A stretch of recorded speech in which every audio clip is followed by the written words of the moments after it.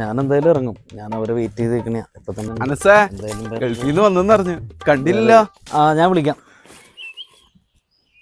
എന്താണ് ഫോൺ ചെയ്യാൻ കാണാൻ പാടില്ല, ഒരു മര്യാദയൊക്കെ ഉണ്ട്. ഒരു മര്യാദക്കാരൻ ഗൾഫിൽ പോയി ആർക്കും ചടിയില്ല.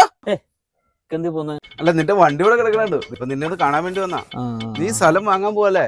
ഞാൻ കഴിഞ്ഞ ദിവസം വീട്ടിൽ ചെന്നപ്പോ ഉമ്മ പറഞ്ഞു അങ്ങനെ ഒരു പ്ലാൻ ഉണ്ട്. ഇപ്പൊ സ്ഥലമായി, കാറായി, ഒരു പെണ്ണൊക്കെ നോക്കണ്ടേ? സലിക്കാതെ ആ സ്ഥലത്തിന്റെ പാർട്ടികളൊക്കെ വരുമ്പോഴേ ഇക്കാനെപ്പോലുള്ളവരൊക്കെ ആയിട്ട് വർത്താനം പറഞ്ഞിട്ടുണ്ട് കഴിഞ്ഞാൽ അതെനിക്ക് ഇത്തിരി കുറച്ചില്ല ഒക്കെ ചെല്ലേ. സലിക, വല്ല 500,000 ആവശ്യം ഉണ്ടെങ്കിൽ വീട്ടിൽ നിന്ന് മേടിച്ചോട്ടോ, ഞാൻ വിളിച്ച് പറഞ്ഞേക്കാം. വല്ല 500,000 ആവശ്യം ഉണ്ടെങ്കിൽ വീട്ടിൽ നിന്ന് മേടിച്ചോട്ടോ.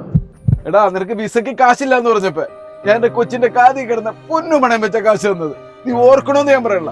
കേവലം ഒരു പിച്ചക്കാരായിട്ട് എന്നെ കാണുന്നു. നിനക്കറിയോ, എന്റെ കൊച്ചിന്റെ കാതിൽ ഇന്നും ഒരു പൊന്ന് കയറിയിട്ടില്ല. അതിന്റെ കാശ് ഞാൻ ഇന്നും അടച്ചോണ്ടിരിക്കുക. നീ എന്നിട്ട് 500,000 വെച്ച് കിട്ടണം അല്ലേ? നിനക്ക് നീ പറഞ്ഞില്ലേ ഞാൻ അടുത്ത് നിൽക്കണ നിനക്ക് കുറച്ചിലാണെന്ന്. ഈ കുറച്ചിലിനെ കുറിച്ച് അന്ന് ആലോചിച്ചെങ്കിൽ നിനക്ക് ഇന്ന് ഈ പണവും 10 ദിവസം ഉണ്ടാവൂല.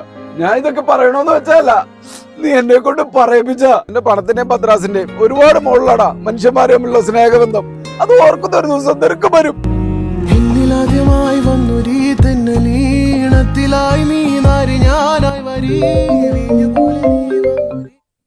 ഹലോ, പറഞ്ഞ റഷീദേ. സലീഖ, പെങ്ങൾക്ക് മെഡിസിൻ അഡ്മിഷൻ റെഡി ആയിട്ടുണ്ട്. എന്നെ കൊണ്ട് കൂട്ടിയാ കൂടാവുന്ന സ്ഥലത്തു നിന്നൊക്കെ വാങ്ങിച്ചുക. ഒരു 2 രൂപയുടെ കുറവുണ്ട്. കനെ കൊണ്ട് ഒന്ന് സഹായിക്കാൻ പറ്റിങ്ങി. ഹലോ, അതിനെന്താ റഷീദേ, ഇൻഷാ അല്ലാ നമുക്ക് നോക്കാം.